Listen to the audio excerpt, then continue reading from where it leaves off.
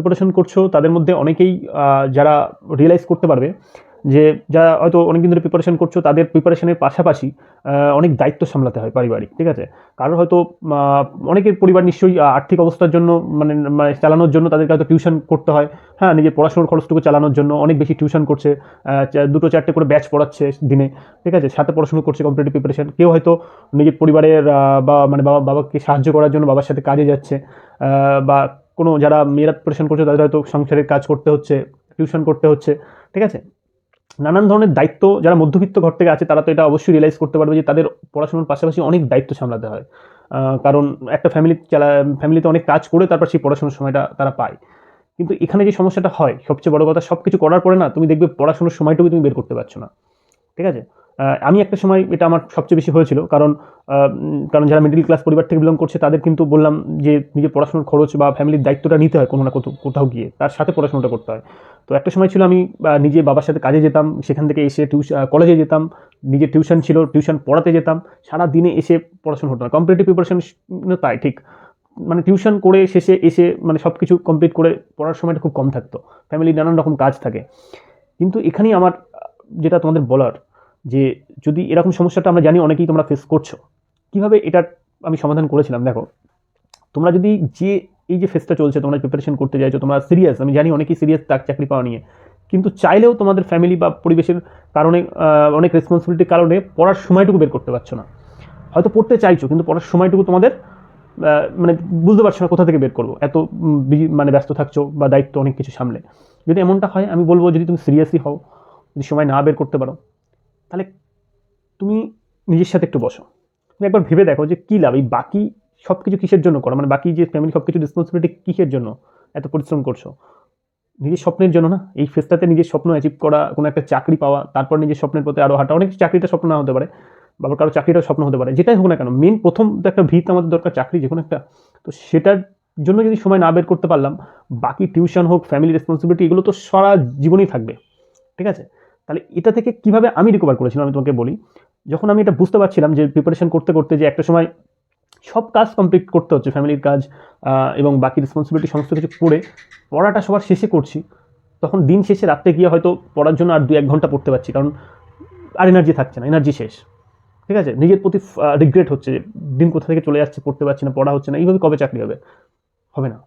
তো এটার একটাই সমাধান আমি যেটা করেছিলাম, আমি এটা রিয়েলাইজ করেছিলাম যে আমার মেন টাস্ক কোনটা, আমার মেন গোল কোনটা, আমার আসল উদ্দেশ্য কী। চাকরির প্রিপারেশন করা, পড়াশোনা করা, এটা আমার আসল কাজ। দিন শেষে এটা করতে পারলে বাকি সব একটু কম করলে একটু না করলে হবে, কিন্তু এই কাজটা আসল কাজ। আমি জানি অনেকের আর্জেন্ট রেসপন্সিবিলিটি থাকে, অনেক কিছু থাকে, কিন্তু সেটার সমাধান আমি কীভাবে করেছিলাম দেখো। যেটা করেছিলাম সেটা হচ্ছে, আমি সবার যে প্রায়োরিটিগুলো আছে, অনেক কাজ করতো, আমি এখন অনেক কিছু করি। আমি ডিউটি করি, নিজে পড়াশোনা করি, ইউটিউব করি, শেয়ার মার্কেটে ইনভেস্ট করি, ট্রাভেলিং করি, নিজের শখগুলো সব কিছু করি, আমি সব কিছুর সাথে ব্যালেন্স করে চলি, ঠিক আছে? কিন্তু কীভাবে ম্যানেজ করতে হয় এই সময়গুলো দেখো।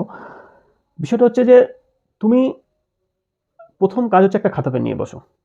তুমি এটুকুনি আগে রিয়েলাইজ করো যে যদি এইভাবে চলতে থাকে, যদি পড়াশোনার সময় না বের করতে পারো, দেখবে একটা সময় পরে বয়স পার হয়ে গেছে, সবাই বেরিয়ে যাচ্ছে, তুমি বেরোতে না পারলে সোসাইটি কেউ তোমার গল্প শুনবে না যে কেন টাইম বের করতে পারেন, তোমার হাতে তো সময় ছিল। বরং যদি ফ্যামিলির কাজ দুটো পড়ে থাকে বা একটু অবহেলা করা যায়, তাতে কিচ্ছু যায় আসে না। যতটুকু আর্জেন্ট ততটুকু কাজ করেই যদি বেরিয়ে আসতে পারো, বাকি সময়টুকু যদি পড়াতে দিতে পারো, অনেক অনেক যদি সফল হয়ে যাও না, একবার সফল হয়ে যেতে পারলে অনেক জন চলে আসবে তোমার গল্প শুনতে, তাই না?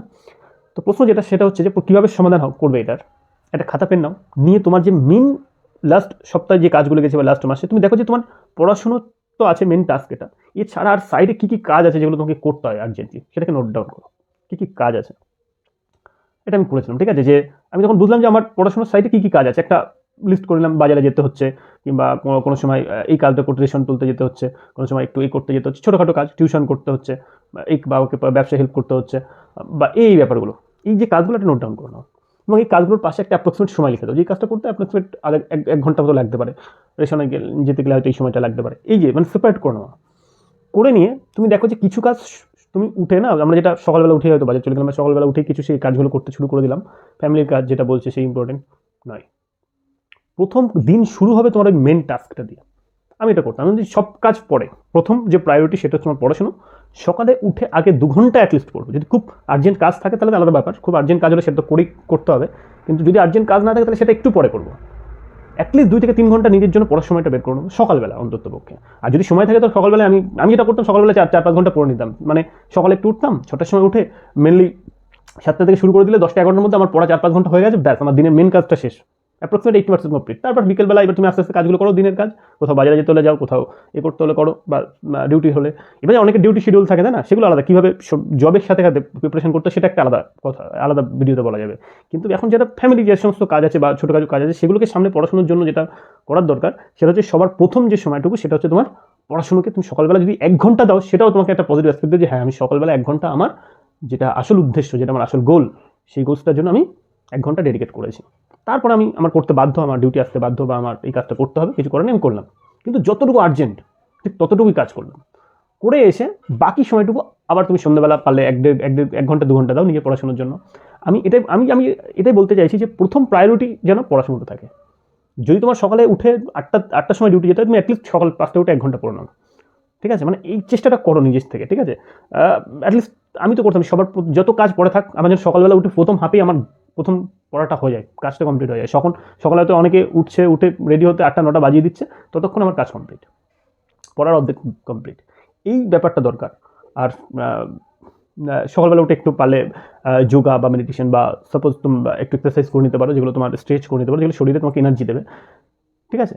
দেখো সামনের যে সময়টা আসছে, অনেক এক্সাম আসছে একসাথে, এই যে ভোটের পরে কিন্তু একসাথে রেলওয়ে এক্সাম থেকে শুরু করে পিএসসি, মিসলেনিয়াস, ক্লার্কশিপ, ঠিক আছে, আরও পিএসসি, রাজ্য সরকার অনেক এক্সাম বেরোতে চলেছে, ঠিক আছে?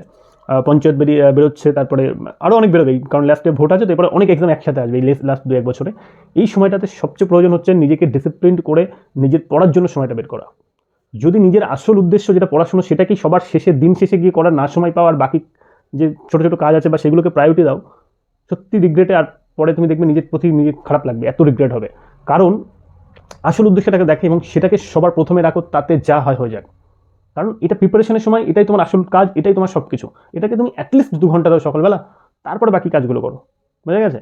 আমি তো অন্তত এটাই করতাম, প্রায়োরিটিটাকে চেঞ্জ করে দিয়েছিলাম। আমি আমার একটা স্যারের কথা ভেবে মনে রেখেছিলাম, আমাদের একটা ম্যাথামেটিক্স অনার্স পড়তাম যে স্যারের কাছে।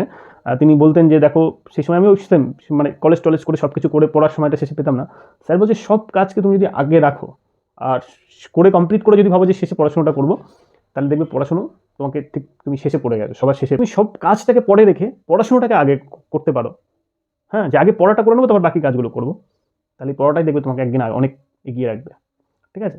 তো এই ম্যাথমেটিক্সের এই কথাটা শুনে আমি সেদিন থেকে এটা আমার মাথায় আছে যে প্রায়োরিটি যেটা আসল উদ্দেশ্য, যেটা আসল গোলস, সেটাকে সবার প্রথম রাখো, তাতে যা হয় হয়ে যাক। তাতে একটু কষ্ট হবে, ফ্যামিলি একটু হবে, কিন্তু হোক। এটা তোমার প্রিপারেশনেরই সময়, এটা অন্য কিছুর সময় নয়। ফ্যামিলি রেসপন্সিবিলিটির দায়িত্বগুলো সাথে সাথে সামলাতে হবে, আমি জানি আমাদের সামলাতে হচ্ছে, কিন্তু এগুলো ম্যানেজ করতে হয়। আর ম্যানেজ করার প্রথম নিয়ম হচ্ছে প্রায়োরিটি, কোনটা তোমার কাছে আসল প্রায়োরিটি, ঠিক আছে? এই প্রায়োরিটিটা তোমরা বানাও, খাতা কলম নাও, আজই বসো, প্রায়োরিটিটা বানিয়ে নাও, নিয়ে প্রতিজ্ঞা করো যে সবার প্রথম উদ্দেশ্য হবে আমার আসল যে গোল, আমি সেটা নিয়ে কাজ করবো, তারপর বাকিগুলো আস্তে আস্তে করবো, ঠিক আছে? আর এই প্রায়োরিটিটা ডিফাইন করতে পারলে দেখবে তোমরা দিনের কাজগুলো কমপ্লিট করতে পারছো, খুব ভালোভাবে সময় বের করতে পারছো। হ্যাঁ, দিন শেষের সময় যদি না বের করতে পারো, তাহলে দেখবে তোমাদেরকে কেউ হারাতে পারবে না, একটা সময় পরে উইন হবেই হবে। আমি তো তাই মাত্র 1-1.5 বছরের মধ্যেই একটা জব তো হয়েছে, তারপরে আমি আবার প্রিপারেশন করছি, দ্যাটস অল। ওকে, তো মোদ্দা কথা, সময় বের করতেই হবে। সামনে বিশাল অপরচুনিটি আসছে, এই অপরচুনিটি যেন মিস না হয়, সেই জন্য সময় বের করতে হবে নিজের স্বপ্নের জন্য, গোলস জন্য, চাকরি পাওয়ার জন্য, নিজের পায়ে দাঁড়ানোর জন্য। ওকে, নেক্সট ভিডিওতে আবার দেখা হচ্ছে।